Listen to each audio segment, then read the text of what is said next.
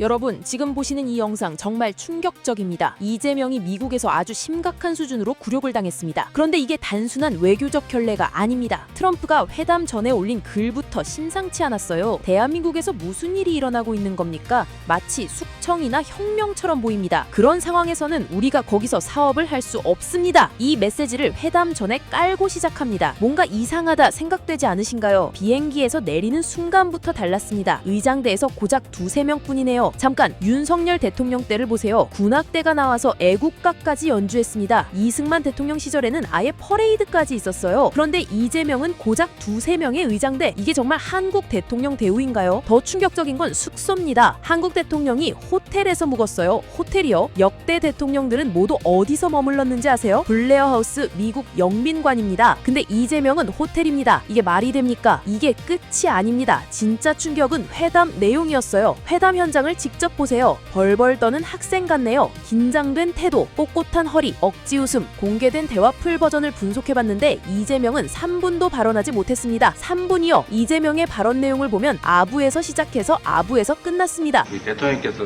이 오벌 오피스를 새로 꾸미고 있다는데 정말로 밝고 황금색으로 빛나는 게 정말 보기 좋습니다. 품격이. 모든 대화는 트럼프가 주도했고 자기 자랑만 늘어놓았어요. 가장 황당한 순간이 이겁니다. 트럼프가 앉자마자 한국이 미국 군사 장비를 많이 사야 한다고 압박해요. 그런데 이재명의 대답이 뭐였을까요? 트럼프 집무실 멋지고 짱이다. 여러분, 이게 말이 됩니까? 미국 무기를 사달라는 압박에 다우존스가 사상 최고치며 집무실이 멋지다고 답한다고요? 이제부터 더 중요한 내용이 나옵니다. 대통령으로서 이번 방미의 목적이 무엇이었어야 할까요? 첫째, 대한민국 경제를 살리기 위해 관세 문제를 협상하는 것이었습니다. 그런데 정작 그런 내용은 하나도 없었어요. 우리는 미국의 동맹국입니다. 게다가 이명박 대통령이 2012년부터 한미 FTA 체결해서 자동차, 철강, 전자, 섬유, 주요 수출 품목에서 관세 혜택을 받도록 설계해놨어요. 그런데도 다른 나라들과 비교했을 때 단 하나도 유리한 협상을 못 이끌어냈습니다. 자동차, 반도체, 일본, 유럽과 같은 수준으로 묶여버렸네요. 철강, 알루미늄 예외 없이 관세 대상이 되었고요. 혜택이 사실상 종이 쪼개리가 되었네요. 두 번째, 북핵 문제입니다. 트럼프는 사실상 김정은에게 우호적인 입장을 보이며 북핵을 용인하는 듯한 태도를 취했어요. 대한민국 대통령이라면 뭘 해야 했을까요? 북핵 문제는 우리 안보에 중대한 위협이라는 점 강조하고 평화 정책이 통하지 않았음을 분명히 하고 우려를 전달하고 한미 방위 조약을 언급하며 강한 국방 구축을 요구해야 하고 방위비 문제에서 한국 세금이 아닌 미국의 투자를 유도했어야 하죠. 수틀리면 대한민국도 안보를 위해 최소한 전술핵 개발 검토한다고 드라이브를 했어야 합니다. 그런데 이재명은 뭐라고 했을까요? 평양에서 골프를 치고 싶다. 김정은과 하호하고 싶다. 이게 국가 안보를 책임지는 대통령이 할 말입니까? 더 충격적인 건 이겁니다. 대한민국의 교회를 압수수색하는 문제까지 트럼프로부터 핀잔을 들었어요. 대한민국에서 숙청이 이루어지고 있다. 트럼프의 진짜 의도는 뭘까요? 트럼프의 목적은 명확합니다. 한국 정치 상황에는 관심이 없어요. 오직 협상에서 유리한 고지를 점하려는 것뿐입니다. 미국이 돈을 덜 쓰고 한국이 방위비를 더 부담하며 미국에 더 많은 투자가 들어오게 만드는 것, 이게 1순위예요. 사실 트럼프는 한국에서 누가 집권하든 상관없습니다. 좌파든 우파든 미국에 돈만 많이 내면 돼요. 트럼프는 사업가이자 협상가, 철저한 실용주의자죠. 그래서 강약약강이 이재명은 다루기 쉬운 상대였고 트럼프는 하하호하며 협상을 끝내고 자기 자랑만 했어요. 여러분, 아직 반도 안 왔어요. 진짜 중요한 내용이 남았습니다. 외교는 철저히 국이익을 최우선으로 해야 합니다. 흔히 우파 대통령들을 미국의 하수인 미국을 따른다고 비판하는데 그건 왜곡된 프레임이에요. 진짜 역사를 봅시다. 이승만 대통령, 미국이 도와주지 않으면 정전협정은 휴지 조각이다. 내가 서명하지 않겠다. 미군 철수를 막기 위해 트루먼 대통령과 싸우기까지 했습니다. 그래서 얻어낸 게 한미 방위 상호조약이죠. 이게 없었으면 우리나라는 이미 공산화되었을 것. 박정희 대통령은요, 베트남전 파병을 계기로 현대건설, 한진 같은 기업들이 베트남 특수를 누리도록 협상합니다. 미국의 차관 제공, 군사 원조 확대를 통해 안보와 경제 모두 챙겨버립니다. 1970년대 닉슨 행정부의 미군 철수에 강하게 반발하면서 오히려 한국군 환대와 지원을 미국에 요구해서 8억 달러나 군비 지원을 받았습니다. 이게 진정한 리더의 협상입니다. 그런데 여러분, 반전이 있어요. 트럼프가 강조한 것 중 하나가 조선업 협력이었습니다. 한국이 미국 조선업을 도와야 한다. 투자해야 한다. 그런데 한국의 조선업 누가 추진한 정책인지 아세요? 국제 환경 규제의 강화와 같이 극복하고 도전해야 될 과제가 있습니다만 조선 산업이 지속 가능한 성장을 이룰 수 있도록 정부는 적극